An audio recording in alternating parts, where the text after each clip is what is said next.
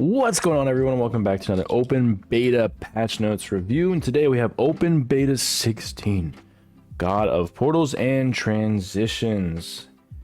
So this is going to be going live tomorrow, which is, well, I guess, well, this video will be live tomorrow, so it'll be live today on the 12th. And yeah, Yanis is coming.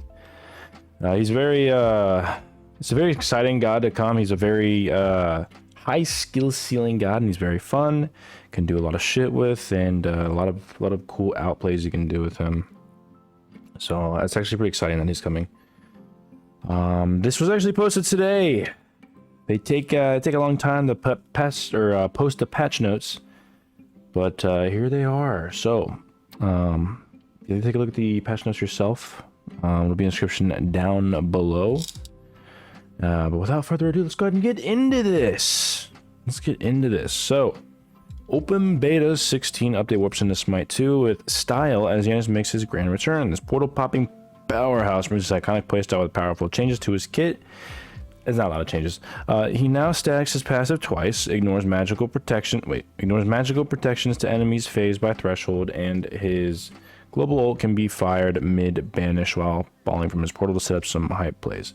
Yeah, I mean, there's a couple things that's changed, but overall, pretty much the same exact god. I think pretty much, yeah, it's less than what they did to Hoi. Whether you're banishing foes or zipping through space-time, Yanis is back and ready to transition his team to a win.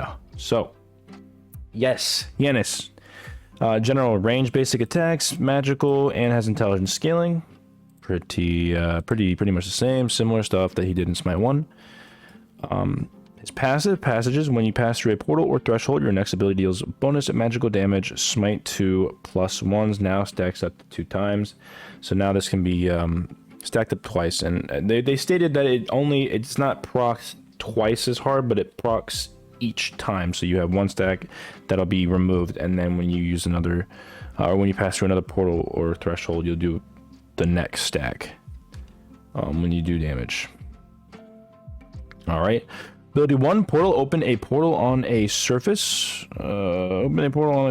Wall portals create a passage to the other side for yourself. Ground portals banishes you and enemies upwards, dealing magical damage to enemies on landing. Pretty much the same thing. One thing I did know, I thought maybe I saw a clip where you're able to actually portal your entire team.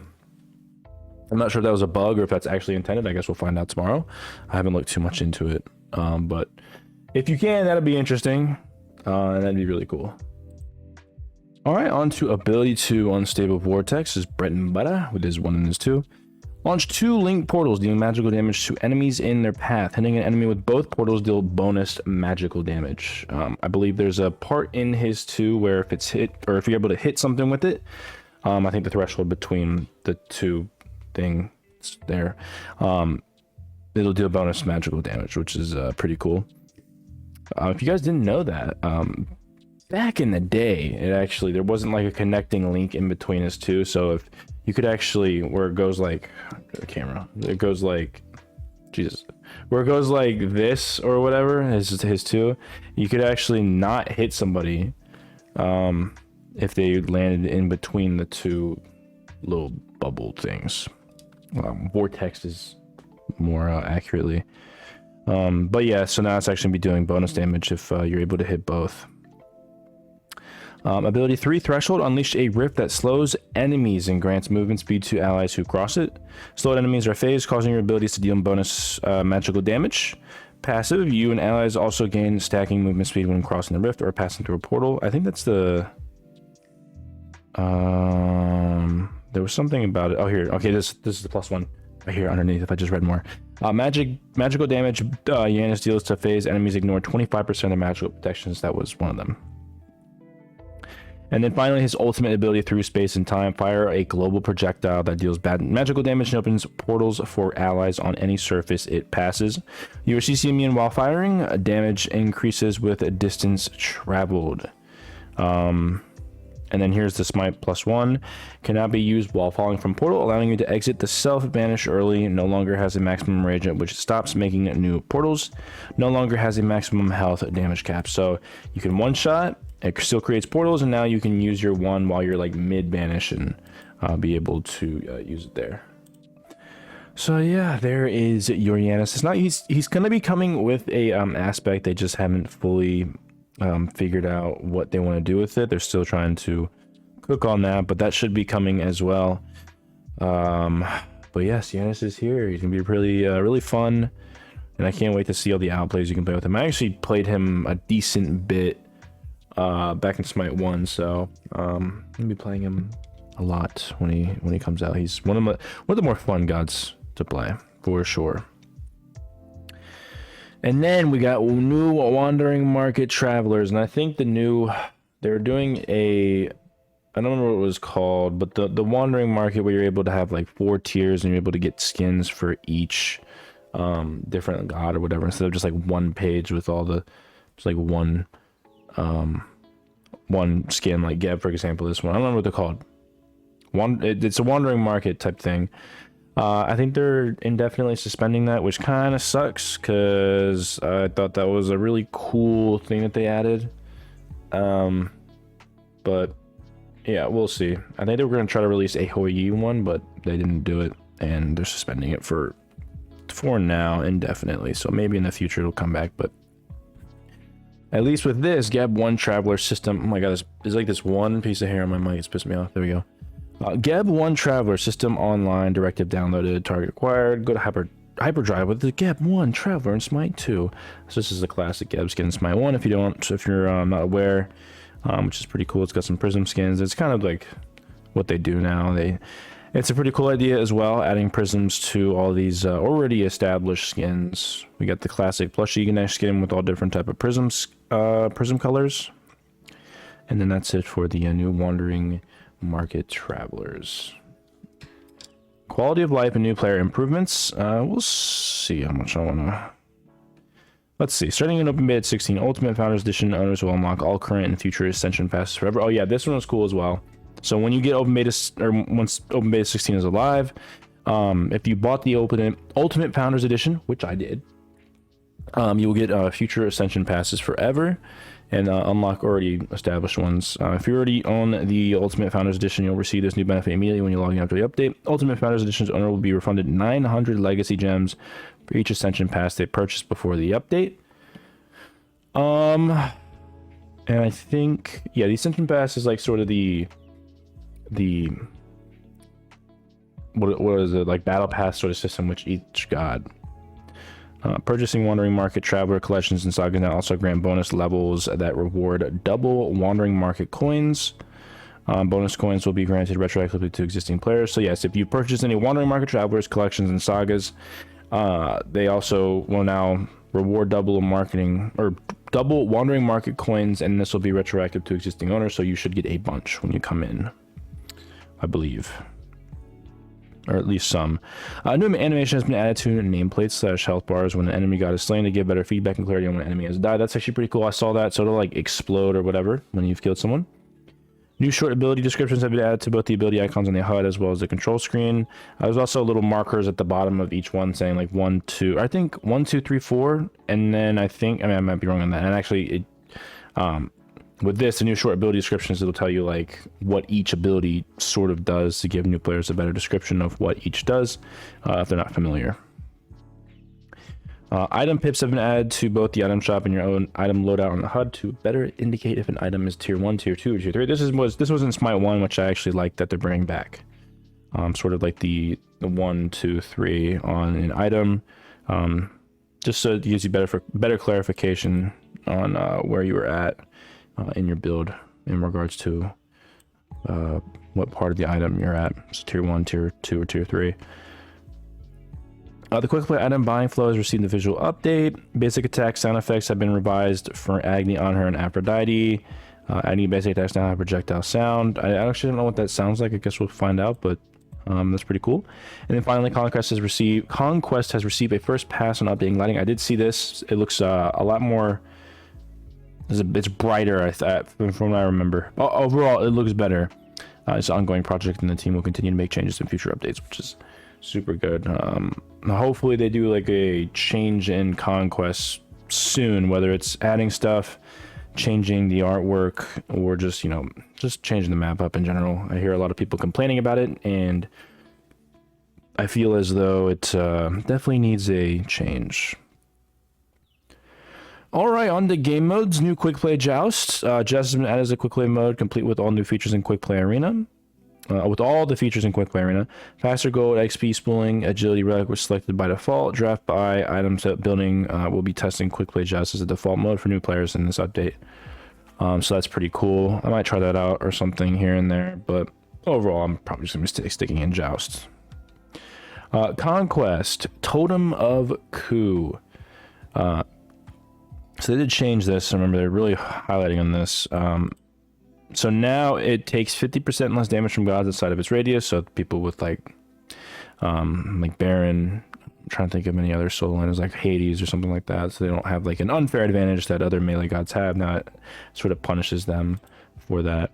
Removed, reward no longer grants 1 cooldown per kill, and this happened, you know, it would be your cooldown rate would stay like that for the entire match.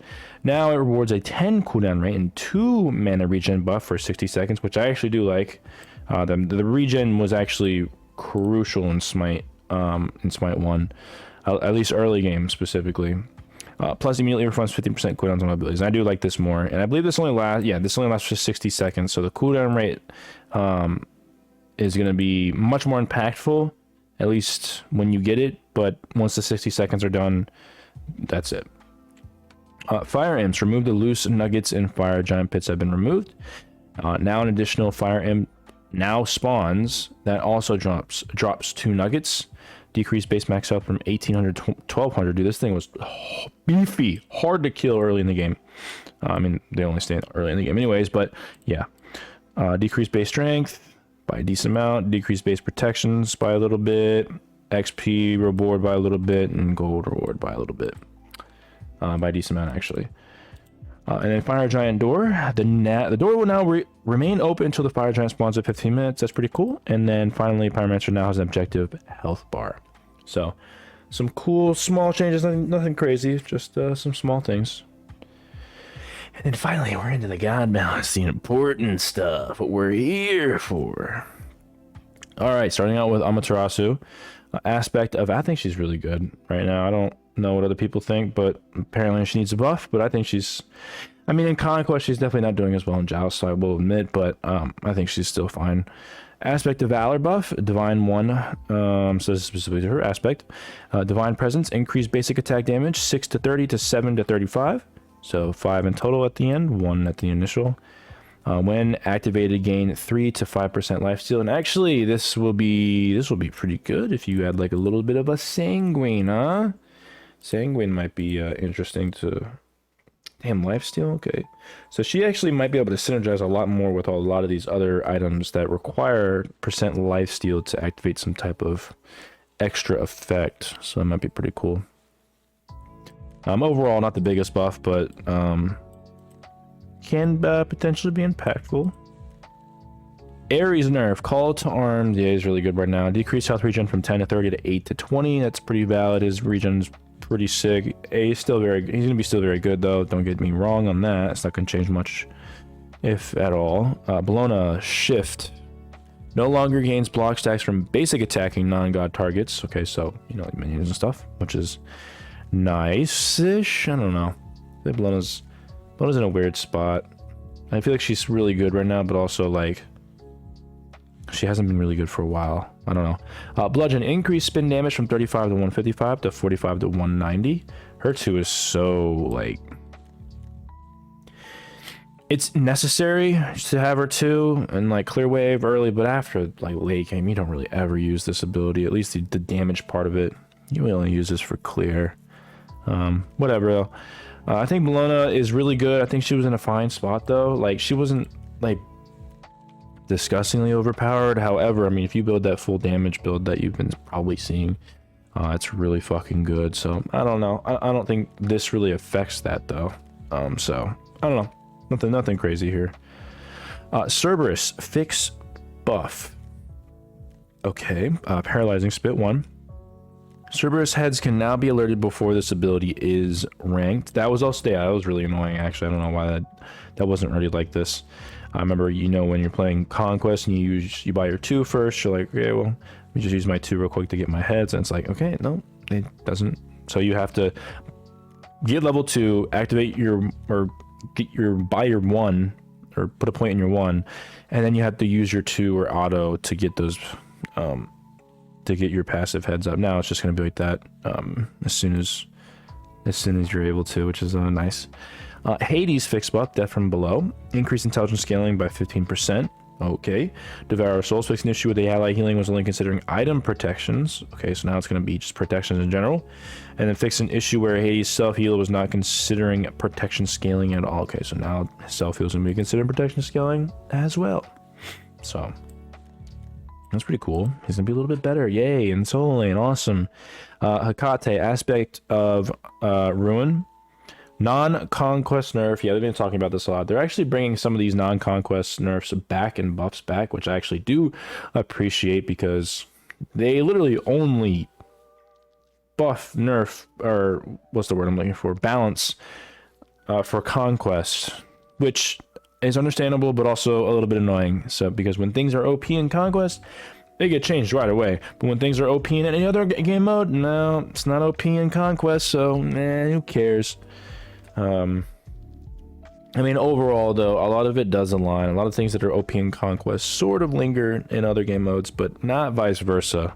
Especially when you play like a Joust type of game mode, or like, what's the other? I can't think of the other name. God, Assault, where you guys are all clumped in together and always going to be near each other all the time. So certain items and certain gods are going to benefit more on that than like a game like Conquest, where like literally half the game you're not all clumped together yet. So yeah, they're bringing that back. So let's see, aspect of Ruin, non-conquest, Spell Eater. This is her 2, obviously. When you use an ability, or when an enemy uses ability, it automatically throws down her 2 at them. This ability does 50% reduced damage in all non-conquest game modes, which is nice because it's super fucking annoying. Hoi Yi, thank God he's getting a nerf in his aspect. His like early game, when he hits you with basic attacks, he doesn't even have to hit you. He just has to hit the wave, and if you're close to the wave, it does so much damage to you. And then like the triple auto on his autos does so much damage early game, like close to 100 if not more each basic attack. Anyways, basic attacks: decreased unmarked basic decreased unmarked basic bounce 50% to 33% damage, decreased basic bounce range 4.4 to 3.2 meters, which is good. It's not going to be hitting as far. Decreased basic ricochet damage bonus 40% to 30% per bounce. Yeah, the ricochet damage was insane. So I'm actually glad that these are actually targeting exactly what the fucking problem was, and hopefully he won't be as brutal to go into, especially laning. It's not even necessarily his like team fighting. His team fighting is the same, if not a little bit worse, depending on the situation that you're in. Still very good though, but it's really the laning. My God. Hunbat's nerf, honestly respectable, because he's definitely very, very good.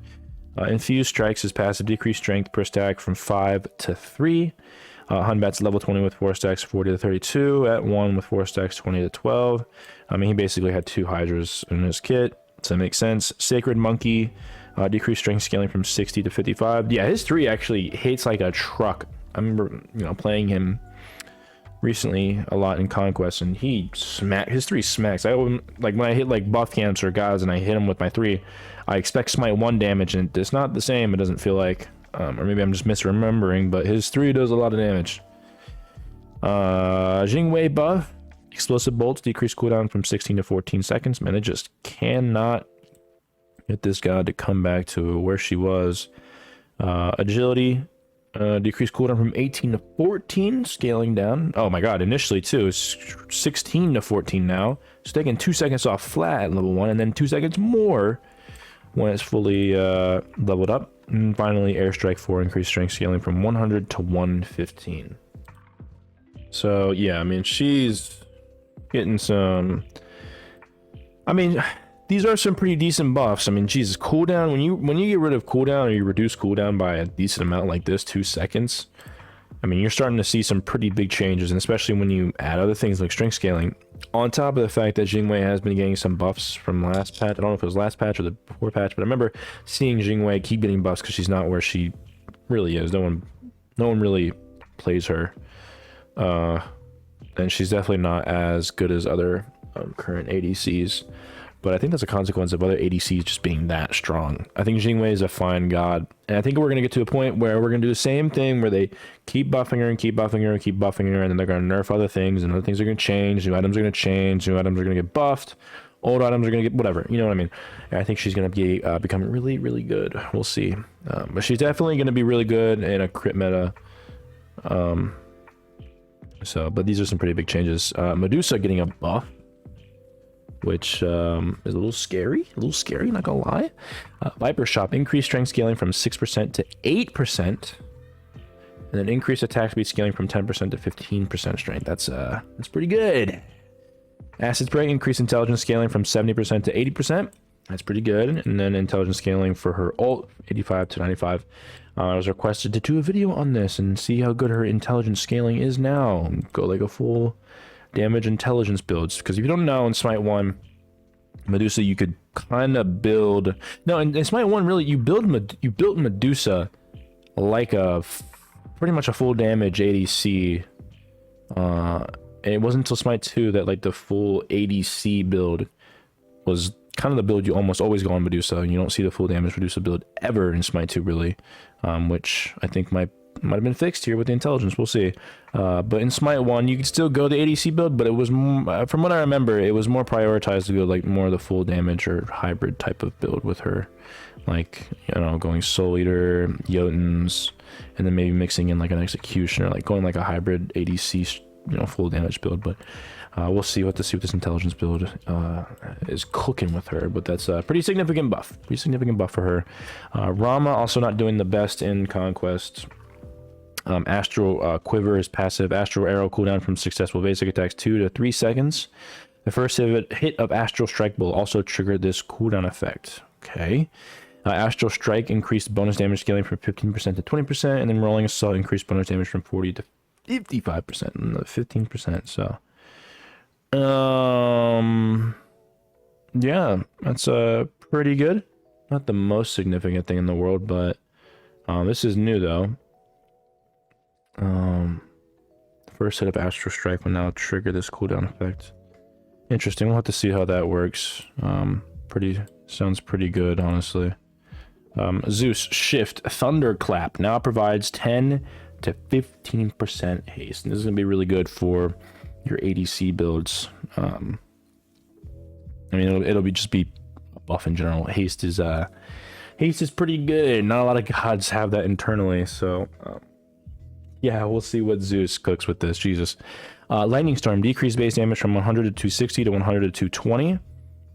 Okay, we're doing less damage, but we're increasing intelligence scaling 65, so it's an extra 10% scaling, which honestly could probably do more, and then that's 40 extra damage. Yeah. Yeah, I think 10% more. Basically, if you're going like a full intelligence burst build, you'll do more with this. So this will be interesting. I do find haste to be very good, so we'll see how that goes. And those are all the god changes. Now we got the item bounce. It's actually a pretty short one, pretty short and sweet. We just came back from a huge patch, so this is pretty standard. Vampiric Shroud starter. This thing just, it's not terrible, it's just not that great. So Vampiric Shroud starter, increased health from 75 to 100, increased god health restore 3 to 6, increased god mana restore to 4 to 8, so they're doubling this. I still don't think this is gonna be that great of a starter. I don't know. We'll see though. Maybe it's a little underrated. Now that it's been buffed, people may be overlooking it. Gilded Arrow starter, increased basic attack power from 15 to 20. Yeah, Gilded Arrow just hasn't been there. Especially when you can just go cloak and it'll be better. Or cloak, a cowl, not cloak, jeez. Boomba Spear starter upgrade, increases attack speed to 20% to 25%. I mean, you really only go Boomba Spear on gods that sort of have like that attack speed. Like you want to go this like Mercury, there's really not a lot of attack speed junglers right now. You need to bring in like a Arachne or a Bakasura or somebody else in here to really see this played a lot more. I feel like it's a pretty solid starter, I'm not gonna lie. Ancient Signant Buff, increased damage per level from 10 to 12. Oh my god, this item. Forgot about this item that no one ever fucking builds. Increased damage per level from 10 to 12, and that's 20, so it's doing 200. Now it's doing an extra 40 damage. So did I do that right? Hold on. Let me pull up the calculator. Okay, yeah, I did the math right. It's doing an extra 20 or 40 damage.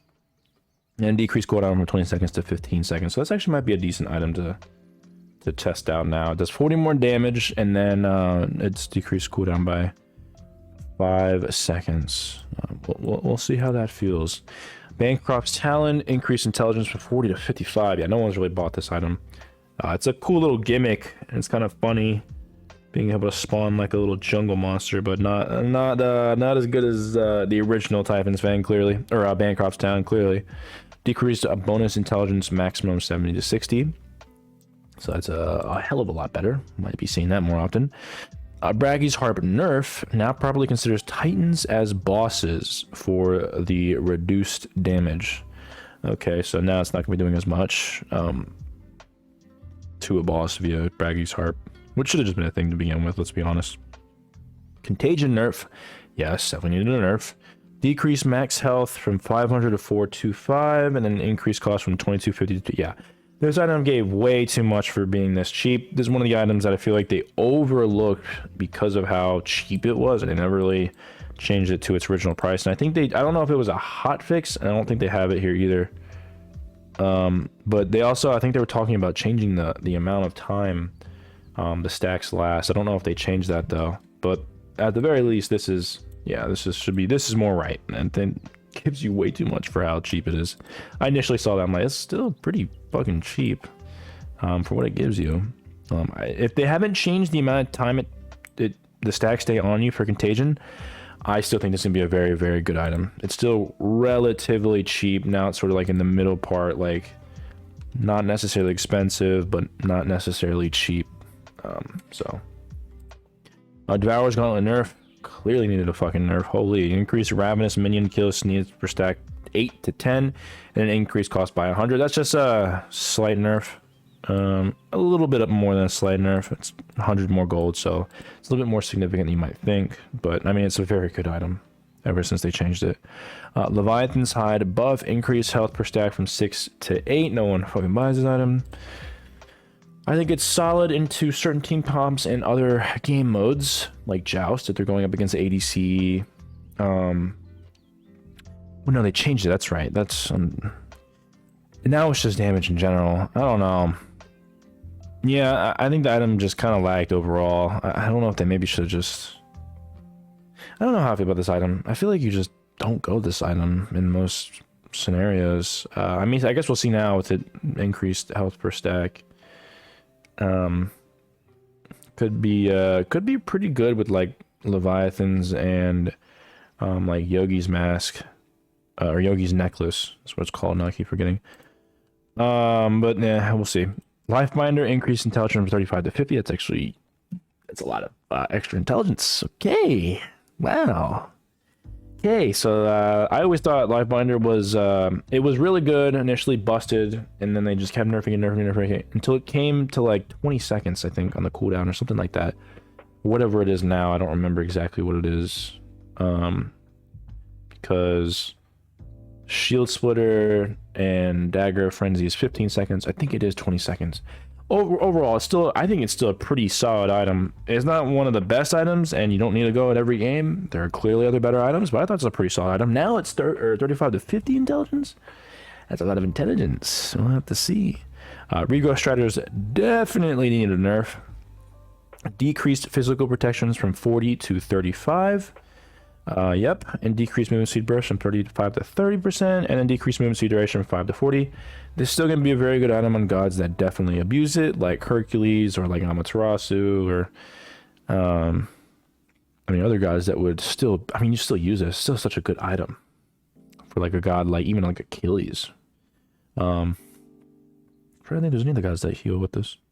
I don't remember. Anyways, I think it's a still very good item. It definitely needs a pretty decent nerf, at least, and one part of it, or just in its entirety, the entire kit, which they did. Still very good though. Sanguine Lash, another item that needed to be nerfed. Decreased lifesteal to 10% to 7.5%, and decreased base health percent and damage from 1% to 0.75%. Now only damage humanoids. Interesting. Won't damage the Totem of Coup. Okay. Is that the only thing that it doesn't hit now? So will this hit bosses and minions? Minions are humanoids. Gods are humanoids, I think. Depending on what god you're going up against, I guess you can make the... No, I think humanoids mean basically everything on the map. Above camps? Are not really humanoids, whatever. I don't know, I guess we'll find out. But we definitely know it doesn't work on Totem of Coup. Now properly considers Titans as bosses for the reduced damage. Okay, so Titans don't take the full effect. And now that they didn't change the passive, so initially, so you know, 10% you get an extra 1% health, or yeah, an extra 1%, right? Well, let me bring up the item. All right, so yeah, 2% plus 1% every 10% lifesteal. So now it won't proc that extra 10% or extra 1% because it's not 10% lifesteal. However, I did hear apparently that it doesn't work by like ones and zeros, meaning that if you have if you have 7.5% lifesteal, you'll do 0.75% extra damage. That's what I've been hearing people say it works as. So you're reducing the lifesteal, but you're still going to get a little bit of this. So it's going to be, instead of plus 1% for every 10% lifesteal, you're actually going to get 0.75% extra damage when close by, because again, this is being taken down to 7.5%. We'll see when the patch goes live and see if that's actually true. You can definitely test it in the jungle. Well, yeah, you should be able to. Oh, that may be a little hard to do. They don't have jungle practice. I don't know why you can't do, because in Smite 1 you could do jungle practice with other people. You could test things out, and it'd make it so much easier to be like, hey, let's go in together. Okay, how much damage am I doing with this? And then you could calculate, okay, well, I have this much amount of health, and this is the percentage it should be doing, and this is how much damage I'm doing. Whatever. They don't have that in Smite 2, so I actually don't know how hard it will be. I mean, you can do do it now in the current beta we have, and then go into 16 and then see the damage reduction, but whatever. There's still a way to figure it out, the amount of damage you do, and you can actually inverse the equation, I guess, to figure it out. But either way, we can definitely test this out, I believe, when the patch goes live, if that's true. If that's what they're saying is true. Overall, I still think it's going to be a pretty good item. It's super expensive still, and the effects aren't as good. So wait, I need to read this again. Decreased base health percentage damage 1% to 0.75%. So wait, maybe I'm just reading that wrong. Passive enemies with 4 meters take 2% of their health as physical damage every second. Oh wait, did they not fix this? This is supposed to be 1%, right? I'm pretty sure this is supposed to be 1%, not 2%, or was it 3%? I don't know. I keep forgetting. There's so many different changes. Actually, let me go check. Sorry. All right, so we do have confirmation, at least in Contagion. They did decrease the Contagion duration from 20 seconds to 8 seconds, so it's definitely going to be not as great. We're looking for Sanguine, though. There was a balance here, I think. Yeah, so decreased health damage from 2% to 1%. It wasn't updated correctly in Smite 2 Live. Smite 2 Live, fix your fucking site. Update it now. Right? Decrease health damage from 2% to 1%. Yeah, it should be 1% plus 1% for every 10% lifesteal. So yeah, they did in fact change that. So now instead of it being 2% from initially it was supposed to be when it first released to now 1%, it's going to be now in open beta 16.75%. So definitely not as good. I'm going to be honest. I think it's going to be a okay item. I don't know how much you're going to be able to justify buying this item now when it still costs 2,800 gold. I don't think they changed the amount that it costs. So slowly but surely killing that item, which they should be, honestly, because it's fucking bloated. However, you could still probably find use out of this item for sure, definitely. Sunbeam Bow nerf. Everyone was building this. Now properly considers Titans as bosses for reduced damage, and actually nothing's really changed with that. Just considering Titans as bosses, so it doesn't do as much damage. Transcendence buff. This is actually I needed a buff. No one was building it. Increased strength from 30 to 35. Fixed a tooltip issue and a bug. Transcendence has only required 700 damage to be done for a stack, rather than the listed 800. However, minions / jungle monsters were contributing 12.5% less to that amount, then they should have fixed tooltip damage 800 to 700. Fixed minion contribution to be expected value. Okay, so this is just what it's supposed to be, which is still a buff in its own regard, but an extra 5 strength, which... I mean, it's a fine item. There's just better items. That's sort of how it goes, right? So I think it's still going to be an okay item to build. And that's it. Got a quality of life. Heartwork term's been updated to probably work when using an aspect that changes the god healing abilities. We saw that. So, all right. That's it. So pretty small, but to be expected. Certain nerfs that can be pretty impactful. Sanguine, Regrowth. But definitely Regrowth's still going to be very good, I think. Pay attention to Lifebinder, see how that goes.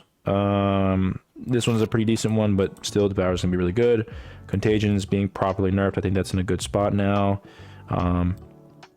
Bankros is getting some pretty good intelligence buffs, as well as bonus intelligence maximum.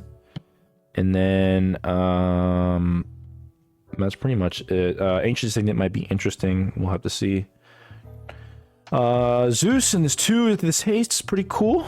Rama getting a pretty decent nerf. Medusa getting a pretty decent nerf, specifically. Nerf buff. These are buffs. Medusa getting a pretty decent buff, especially with intelligence scaling. See how the full damage feels. Jingu keeps getting a buff. A lot on the cooldown. Pay attention to her. Wei getting a proper nerf, which is good. Non-conquest for Hakate is pretty cool. Outside of that, nothing too crazy. These are just small changes. New Totem Coup. Gotta remember this. They change these items or these things so often. It's so hard to keep track of sometimes. But now this gives you 10 cooldown and a 2 mana regen buff for 60 seconds instead of the 1 per kill. And then immediately funds 15% cooldown on all abilities, which should be definitely more impactful, at least in the short term that you have it. Quickplay Joust is available. I'll do a video on that, see how that feels. And then some new quality of life changes is pretty cool, like death. Nameplates when people die, that's pretty cool. Ganesh and Geb skin, and then finally the boy Yanis is here. His aspect not listed here, and probably won't see it for a little bit, but they are cooking with that and should be released sometime in the near future is what they're stating. So that is basically it. We're open beta 16. I hate how they drop these at the last minute because I have to do them like late at night, and then you only have like 1 day for people to watch it, and then you're basically just playing the game at that point anyway. So whatever. I try to make these videos when they're fully live, and they used to do it, you know, like a week before or like a couple days before. Now they're doing it the day before, which is sort of annoying.